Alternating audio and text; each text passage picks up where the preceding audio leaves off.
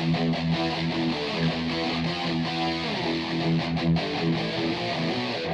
guys, Roman Union Reaper here. So I've just got done watching Predator, Killer of Killers on Disney Plus. This is directed by Dan Trachtenberg, who previously brought new life into the franchise with Prey, which was such an unexpected delight.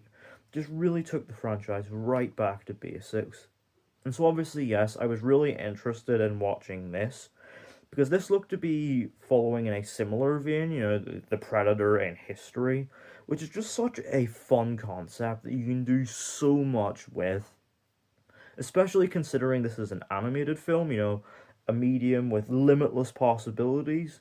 And so obviously, yes, I was really excited to see what the Predator franchise would do with an animated film, but does this animated offering actually add any new ingredients to this long-running franchise?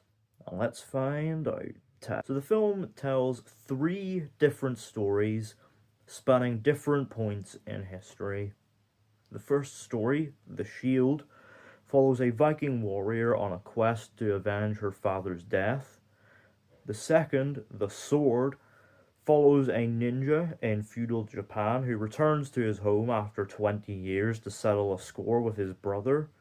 And the third, The Bullet, follows a pilot in the Second World War who becomes his squadron's only hope. All three of these stories connected by one thing: a battle of wits with the universe's greatest hunter, the Predator.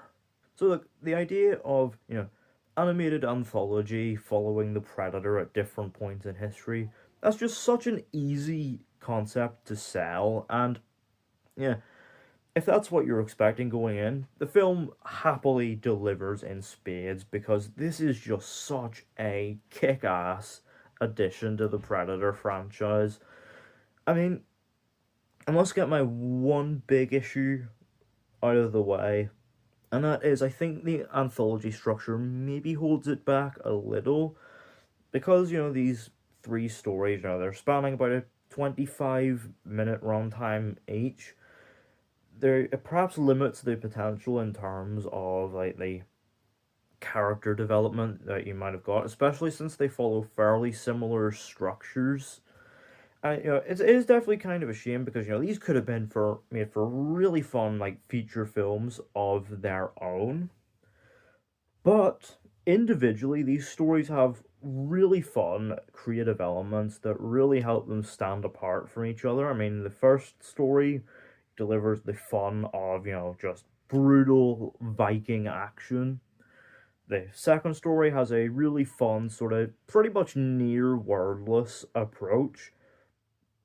And the third story is just, a real fun, satisfying, feel good, like hero's journey. All of these elements, despite the sort of limitations of the structure they're presented in, these elements really help these stories shine and just ensure that they are, good, entertaining fun. I mean, it helps that, again, the concept is just so creative that you can just do so much with. Like, it is kind of hard not to be entertained by it, and it's, done with plenty of creativity. I mean, the animation here is just absolutely gorgeous. I was worried that, with this being a, straight to streaming, like, side project, I was worried Disney would sort of cheap out on the animation, a la What If. But no, they did not. It is absolutely gorgeous. It follows a sort of stylized approach, not too dissimilar from that of Spider-Verse, in that, it blends 3D animation with 2D animation.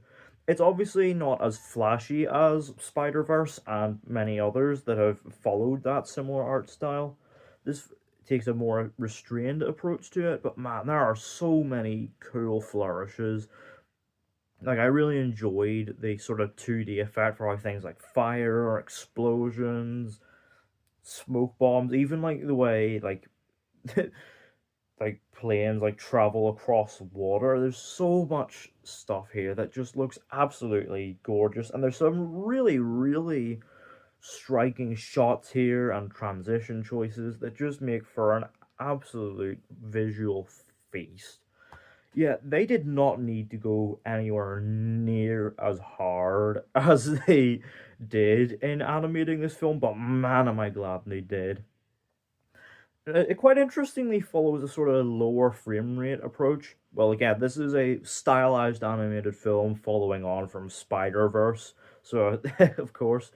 But it actually works really well for this, especially in the action, which, despite the lower, choppier frame rate, actually delivers plenty of really, like, fluid and energetic action. It's super slickly done, and it's just, like, yeah, absolutely breathtaking.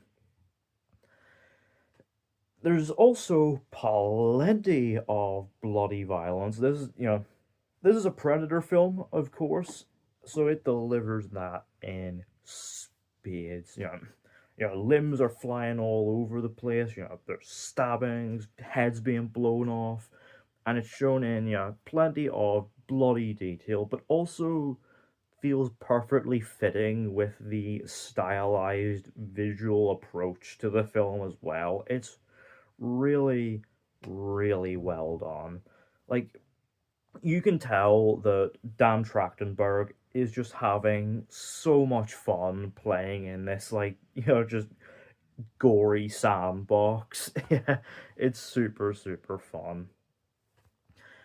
And of course, tying all these stories together is that really fun battle of wits that just makes the Predator so entertaining because, you can be like the greatest fighter in the world, and that's very much what sort of is tying all this together. Is these are some of like the best warriors at different points in history, but but obviously the way to beat the Predator is to outsmart it, and all three stories do show that in very, very fun and very satisfying ways.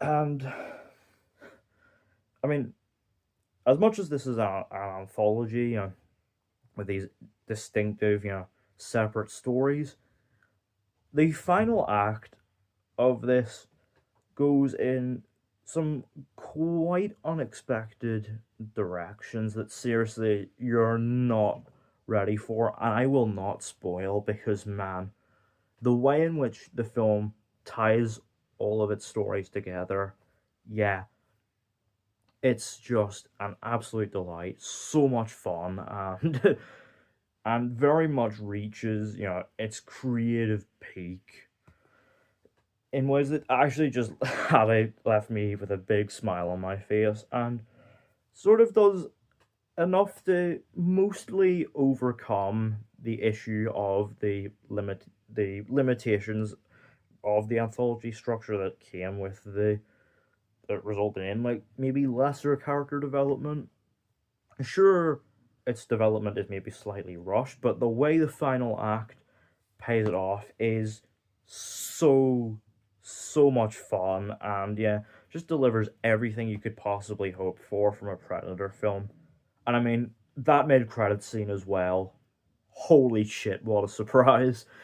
Yeah, I will again, no spoilers here, but just be ready because you're in for an absolute treat. Overall, Predator, Killer of Killers, brings a very exciting and creative new element to the franchise with its stylized animation and bloody violence that adds you know interesting new elements to the battle of wits that makes this franchise so much fun. And yeah, the franchise is just going from strength to strength, and I for one cannot wait to see Badlands in November. Out of 10, Predator, Killer of Killers gets an 8. So yeah, let me know down in the comments, have you seen Predator, Killer of Killers? What did you think of it? Um, of the three stories, which one was your favorite? What's your favorite Predator film overall? And are you looking forward to seeing what the franchise does next later this year? Let me know all up down in the comments. Don't forget to hit the thumbs up button if you enjoyed. Don't forget to hit the subscribe button if you're new. And don't forget to turn on post notifications so you don't miss an upload.